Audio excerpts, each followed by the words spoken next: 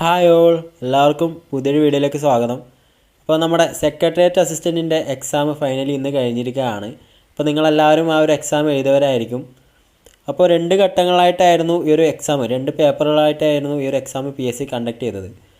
അപ്പോൾ ഫസ്റ്റ് പേപ്പറിൽ നമ്മുടെ ഹിസ്റ്ററി, നമ്മുടെ ഭൂമിശാസ്ത്രം, അതുപോലെ economics, science, maths and reasoning, അതുപോലെ നമ്മുടെ ഇംഗ്ലീഷ്, മലയാളം, ഇതൊക്കെയായിരുന്നു നമ്മുടെ ഫസ്റ്റ് പേപ്പറിൽ ഉണ്ടായത്. അതുപോലെ തന്നെ നമ്മുടെ സെക്കൻഡ് പേപ്പർ നോക്കുകയാണെങ്കിൽ നമ്മുടെ കോൺസ്റ്റിറ്റ്യൂഷനൊക്കെ അടങ്ങുന്ന നമ്മുടെ സ്പെഷ്യൽ ടോപ്പിക് ഭാഗമായിരുന്നു നമ്മുടെ സെക്കൻഡ് പേപ്പറിലുണ്ടായത്. അപ്പോൾ നമ്മളിന്ന് ഈ വീഡിയോയിലൂടെ നോക്കുന്നത്, നമ്മൾ ഓൾറെഡി ഫസ്റ്റ് പേപ്പറിനെ കുറിച്ചൊരു വീഡിയോ ചെയ്തിരുന്നു, അത് കാണാത്തവർ ജസ്റ്റ് ഒന്ന് കണ്ടുവരിക. അപ്പോൾ നമ്മളിന്ന് മൊത്തത്തിൽ ഫസ്റ്റ് പേപ്പർ സെക്കൻഡ് പേപ്പർ അടക്കം എക്സാം എങ്ങനെയായിരുന്നു എക്സാം ഉണ്ടായത്, അതുപോലെ തന്നെ ഈ ഒരു എക്സാമിന് എത്ര മാർക്ക് കട്ട് ഓഫ് വരാനാണ് സാധ്യത, അങ്ങനെയുള്ള ഡീറ്റെയിൽസൊക്കെയാണ് നമ്മളിന്ന് വീഡിയോയിലൂടെ നോക്കുന്നത്. അപ്പോൾ നമുക്ക് കൂടുതൽ ഡീറ്റെയിൽസ് പോകുന്നതിന് മുമ്പ് നിങ്ങൾ ഈ ചാനൽ ഇതുവരെ സബ്സ്ക്രൈബ് ചെയ്തിട്ടില്ലെങ്കിൽ നിങ്ങൾ സബ്സ്ക്രൈബ് ചെയ്ത് സപ്പോർട്ട് ചെയ്യുക. കൂടാതെ ഈ വീഡിയോ നിങ്ങൾക്ക് ഇഷ്ടപ്പെട്ടിട്ടുണ്ടെങ്കിൽ മാത്രം നിങ്ങൾ ഈ വീഡിയോ ലൈക്ക് ചെയ്യുക. കൂടാതെ ഈ ഒരു വീഡിയോ ഉപകാരപ്പെടാൻ സാധ്യതയുള്ള നിങ്ങളുടെ ഫ്രണ്ട്സിലേക്കും നിങ്ങൾ ഈ വീഡിയോ ഷെയർ ചെയ്യുക. അപ്പോൾ നമുക്ക് കൂടുതൽ ഡീറ്റെയിൽസ് നോക്കാം. അപ്പോൾ നമ്മൾ ഓൾറെഡി പറഞ്ഞിരുന്നു 2 പേപ്പറുകളായിട്ടാണ് ഈ ഒരു എക്സാം ഉണ്ടായത്. അപ്പോൾ ആദ്യത്തെ പേപ്പർ നോക്കുകയാണെങ്കിൽ അത്യാവശ്യം ഒരു ആവറേജ് നിലവാരമുള്ള ഒരു ക്വസ്റ്റ്യൻ പേപ്പറാണ് നമ്മുടെ ഫസ്റ്റ് പേപ്പർ എന്ന് നമുക്ക് പറയാം. അതായത് എന്താ പറയുക, ഈസി ആയിട്ടുള്ള ഡയറക്റ്റ് ആയിട്ടുള്ള ക്വസ്റ്റ്യൻസും ഉണ്ടായിരുന്നു, അതുപോലെ തന്നെ സ്റ്റേറ്റ്മെൻ്റ് ആയിട്ടുള്ള ക്വസ്റ്റ്യൻസും നമുക്ക് ഈ ഒരു എക്സാമിന് ഉണ്ടായിരുന്നു, നമ്മുടെ ഫസ്റ്റ് പേപ്പറിൽ ഉണ്ടായിരുന്നു. അപ്പോൾ ഈ ഒരു എക്സാമിൻ്റെ സ്റ്റേറ്റ്മെൻറ്റ് ക്വസ്റ്റ്യൻ്റെ ഒരു പ്രത്യേകത എന്നാൽ മറ്റ് എക്സാമുകളിൽ നമ്മുടെ സ്റ്റേറ്റ്മെൻറ്റ് ക്വസ്റ്റ്യൻസൊക്കെ നമ്മളെ കുഴപ്പിക്കുന്ന തരത്തിലുള്ള ക്വസ്റ്റ്യൻസ് ആണെങ്കിൽ ഇതിൽ സ്റ്റേറ്റ്മെൻറ്റ് ക്വസ്റ്റ്യൻസ് ചോദിച്ചത് ഒരു പരിധി വരെ നമുക്ക് ഉപകാരപ്പെട്ടു എന്ന് തന്നെ പറയാം. കാരണം എലിമിനേഷനിലൂടെ വളരെ പെട്ടെന്ന് നമുക്ക് ഉത്തരത്തിലേക്ക് എത്താൻ സാധിക്കുന്ന തരത്തിലുള്ള സ്റ്റേറ്റ്മെൻറ്റ് ക്വസ്റ്റ്യൻസ് ആയിരുന്നു നമുക്ക് ഇതിൽ ചോദിച്ചത്. അതുപോലെ തന്നെ ഡയറക്റ്റ് ക്വസ്റ്റ്യൻസും ഈ ഒരു ഫസ്റ്റ് പേപ്പറിൽ ഉണ്ടായിരുന്നു. അപ്പോൾ ഫസ്റ്റ് പേപ്പറിൽ വില്ലനായിട്ട് മാറിയത് അതെന്തുകൊണ്ട് നമുക്കറിയാം, നമ്മുടെ സയൻസ് ഭാഗം തന്നെയാണ്. പ്രത്യേകിച്ച് കെമിസ്ട്രി ഒക്കെ ആയിരുന്നു നമ്മുടെ ഒരു എക്സാമിന് ഏറ്റവും ടഫായിട്ട് ചോദിച്ച ഒരു ഭാഗം എന്ന് പറയുന്നത്. നമ്മുടെ സയൻസ് ഒരു ബാക്ക്ഗ്രൗണ്ട്, ഈ ഒരു PSC അല്ലാതെ ഒരു സയൻസ് ബാക്ക്ഗ്രൗണ്ട് ഉള്ള ഒരാൾക്ക് മാത്രം ആൻസർ ചെയ്യാൻ പറ്റുന്ന തരത്തിലുള്ള ക്വസ്റ്റ്യൻസും ഈ ഒരു സയൻസ് ഭാഗത്ത് നിന്ന് ചോദിച്ചിരുന്നു.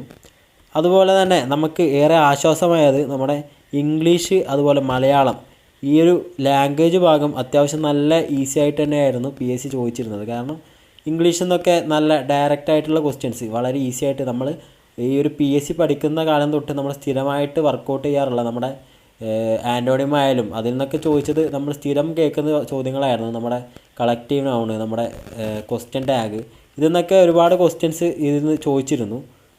അപ്പോൾ നമുക്കറിയാം നമ്മുടെ മാത്സ്, ഇംഗ്ലീഷ്, മലയാളം ഇതിൽ നിന്നൊക്കെ അത്യാവശ്യം നല്ല രീതിയിൽ സ്കോർ ചെയ്യുന്നുണ്ടെങ്കിൽ അത്യാവശ്യം ഈ ഒരു എക്സാമിന് നല്ല മാർക്ക് തന്നെ എല്ലാവർക്കും കിട്ടാനാണ് സാധ്യത. അതുകൊണ്ട് തന്നെ നമ്മളൊരു പ്രഡിക്ഷൻ എന്ന് പറയുന്നത്, ഈ ഒരു ചോദ്യമിട്ട ആളുടെ ഒരു ഉദ്ദേശം എന്തായാലും അത് ഒരു നല്ലൊരു കട്ട് ഓഫ് വരുന്ന മാർക്കിലേക്ക്, അല്ലെങ്കിൽ ഒരു നല്ലൊരു ഈസി എക്സാം ആക്കണം തന്നെ ആയിരിക്കണം നമ്മുടെ ഈ ഒരു എക്സാം ക്വസ്റ്റ്യൻസ് ഇട്ട ആളുടെ ഒരു ഉദ്ദേശം എന്ന് പറയുന്നത്. കാരണം അല്ലെങ്കിൽ നമുക്ക് കൂടുതൽ കുഴപ്പിക്കുന്ന ചോദ്യങ്ങൾ നമ്മുടെ PSCക്ക് ചോദിക്കുന്നത് കൊണ്ട് പ്രശ്നമൊന്നുമില്ല. പക്ഷേ എന്തുകൊണ്ട് ഉദ്ദേശിച്ചിരിക്കുന്നത് ഈ ഒരു എക്സാം ഒരു ആവറേജ്, ബിലോ ആവറേജ് ആ ഒരു ലെവലിൽ നിർത്താൻ തന്നെയായിരുന്നു നമ്മുടെ ഈ ഒരു നമ്മുടെ ചോദ്യമിട്ട ആളുടെ ഒരു ഉദ്ദേശം എന്ന് പറയുന്നത്.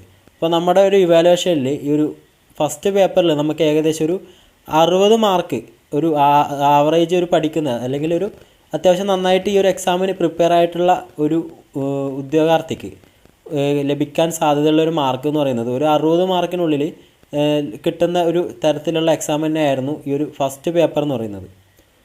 ഇനി നമുക്ക് രണ്ടാമത്തെ സ്റ്റേജ് നോക്കിക്കഴിഞ്ഞാൽ സെക്കൻഡ് സ്റ്റേജ് അത്യാവശ്യം നല്ല എളുപ്പം തന്നെ നമുക്ക് പറയാം. കാരണം മറ്റ് എക്സാമുകൾ നമുക്ക് കാണുന്നതാണ്, ഇങ്ങനെ 2 സ്റ്റേജസ് ഉള്ള എക്സാമുകളൊക്കെ ഫസ്റ്റ് സ്റ്റേജ് കഴിഞ്ഞാൽ തന്നെ കുറേ പേരൊക്കെ ഇറങ്ങിപ്പോകുന്ന ഒരു രീതി നമ്മൾ കാണാറുണ്ട്. പക്ഷേ ഈ ഒരു എക്സാമിന് നമ്മുടെ ഫസ്റ്റ് സ്റ്റേജ് അത്യാവശ്യം ഈസി ആയതുകൊണ്ടായിരിക്കും ചിലപ്പോൾ രണ്ടാമത്തെ സ്റ്റേജും എല്ലാവരും അറ്റംപ്റ്റ് ചെയ്യാൻ വേണ്ടിയിട്ട് നിന്നിട്ടുള്ളത്. അതുപോലെ തന്നെ അവർ വിചാരിച്ചതുപോലെ തന്നെ നല്ല രീതിയിലുള്ള ക്വസ്റ്റ്യൻസ് തന്നെയായിരുന്നു നമ്മുടെ സെക്കൻഡ് സ്റ്റേജിലും PSC ചോദിച്ചിരുന്നത്. ഇതിൽ ഒരു പ്രധാനപ്പെട്ട പ്രശ്നമായിട്ട് നമ്മൾ കണ്ടതെന്ന് വെച്ച് കഴിഞ്ഞാൽ നമ്മുടെ ഒരു ട്രാൻസ്ലേഷൻ പ്രോബ്ലം ആയിരുന്നു. അതായത് നമ്മുടെ ക്വസ്റ്റ്യൻസ് ഇംഗ്ലീഷിൽ നിന്ന് നേരെ മലയാളത്തിലേക്ക് ട്രാൻസ്ലേറ്റ് ചെയ്യുന്ന സമയത്ത് ചില മിസ്റ്റേക്സ് നമുക്ക് ചോദ്യങ്ങളും ഉത്തരങ്ങളൊക്കെ നമുക്ക് കാണാൻ കഴിഞ്ഞിരുന്നു. നമുക്ക് കൺഫ്യൂസിങ് ആവുന്ന തരത്തിൽ കുറച്ച് കാര്യങ്ങളുണ്ടായിരുന്നു. അതിപ്പോൾ ഉദ്യോഗാർത്ഥികൾ അത് അപ്പീൽ ചെയ്യുമോ എന്ന് അറിയില്ല. അഥവാ അവർ അപ്പീൽ ചെയ്താൽ ചിലപ്പോൾ ഡിലീഷനും കാര്യങ്ങളൊക്കെ വരാനുള്ള സാധ്യതയുണ്ട് നമ്മളെ ഈ ഒരു സെക്കൻഡ് പേപ്പറിൽ.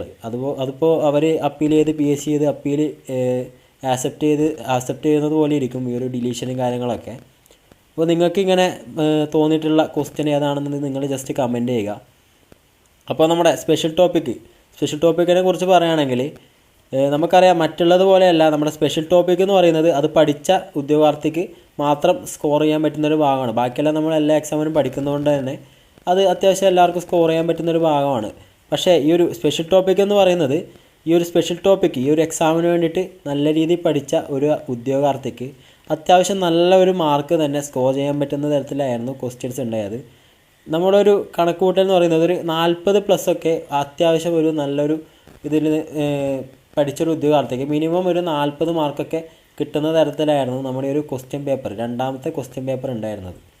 അപ്പോൾ നമ്മൾ ഓൾറെഡി നമ്മൾ ഫസ്റ്റ് പേപ്പറിന് പറഞ്ഞിരുന്ന ഒരു 60 മാർക്ക്, അതുപോലെ തന്നെ നമ്മുടെ സെക്കൻഡ് ഭാഗത്ത് ഒരു 40 മാർക്ക്, അങ്ങനെ നോക്കുകയാണെങ്കിൽ ആകെ 100 മാർക്ക്. അതായത് ഒരു അത്യാവശ്യം നല്ല രീതിയിൽ ഈ ഒരു എക്സാമിന് പ്രിപ്പയർ ചെയ്ത ഒരു ഉദ്യോഗാർത്ഥിക്ക് ലഭിക്കാൻ സാധ്യതയുള്ള ഒരു മാർക്ക് എന്ന് പറയുന്നത് 100 മാർക്കാണ്.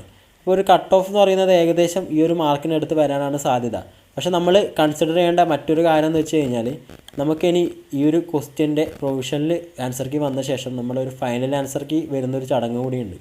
ആ ഒരു സമയത്ത് PSC ഒരുപാട് ക്വസ്റ്റ്യൻസ് നമ്മുടെ ഓപ്ഷൻസ് ചേഞ്ചും അതുപോലെ തന്നെ ഡിലീഷനും വരാനുള്ള സാധ്യതയുണ്ട്. നമുക്കറിയാം നമ്മുടെ അസിസ്റ്റൻറ്റ് സെയിൽസ്മാൻ്റൊക്കെ എക്സാമിൻ്റെ രണ്ടാമത്തെ ഘട്ടമൊക്കെ വന്ന സമയത്ത് 8ഓളം ക്വസ്റ്റ്യൻസൊക്കെ ഡിലീറ്റ് ചെയ്യപ്പെടുകയും കുറേ ക്വസ്റ്റ്യൻസ് ഓപ്ഷൻസ് ചേഞ്ചൊക്കെ ചെയ്യപ്പെടുകയും ചെയ്തിട്ടുണ്ട്. അപ്പോൾ ഈ ഒരു എക്സാമിന് ഇത് കണക്കാണ് ഒരു 8 ക്വസ്റ്റ്യൻസൊക്കെ ഡിലീറ്റ് ചെയ്യപ്പെട്ട് കഴിഞ്ഞാൽ എന്താ സംഭവിക്കുക? ഈ ഒരു കട്ട് ഓഫ് എന്ന് പറയുന്ന മാർക്ക്, അതായത് എല്ലാവരും ഒരു 4 മാർക്കൊക്കെ എല്ലാവരും 4 മാർക്ക് 5 മാർക്കൊക്കെ കുറയാനുള്ള സാധ്യതയുണ്ട്.